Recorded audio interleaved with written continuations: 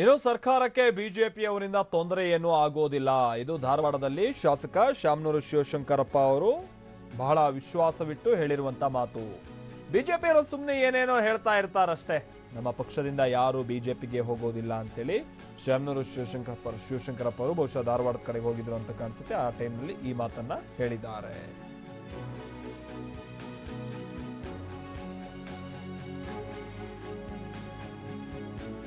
ನಿನ್ನೆ ಶಾಮನೂರು ಶಿವಶಂಕರಪ್ಪ ಅವರು ಸ್ವಪಕ್ಷದ ನಾಯಕ, ಅದರಲ್ಲೂ ಸಚಿವರಾಗಿರುವಂಥ MB ಪಾಟೀಲ್ ಅವರಿಗೆ ಸಂಬಂಧಪಟ್ಟಂತೆ ಮಂಗ ಅವ ಅಂತ ಬೈದಿದ್ದೆಲ್ಲ ನೋಡಿದ್ವಿ.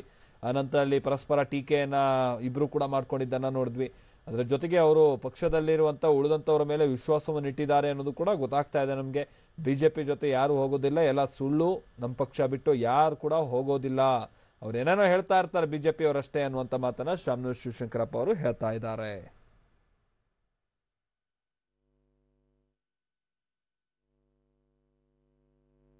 ರೆಸಾರ್ಟ್ ರಾಜಕಾರಣ ಬಿಜೆಪಿ ಅವರು ಅವರ ಸುಮ್ಮನೆ ಹೇಳ್ತಾರೆ. ಕೆಲವೊಂದು ಶಾಸಕರು ಮುಂಬೈ ಕರ್ಕೊಂಡು ಯಾರು ಸುಮ್ಮನೆ ರೆಸಾರ್ಟ್ ರಾಜಕಾರಣ ಬಿಜೆಪಿ ಅವರು ಅವರ ಸುಮ್ಮನೆ ಹೇಳ್ತಾರೆ. ಕೆಲವೊಂದು ಶಾಸಕರು ಮುಂಬೈ ಕರ್ಕೊಂಡು ಯಾರು ಸುಮ್ಮನೆ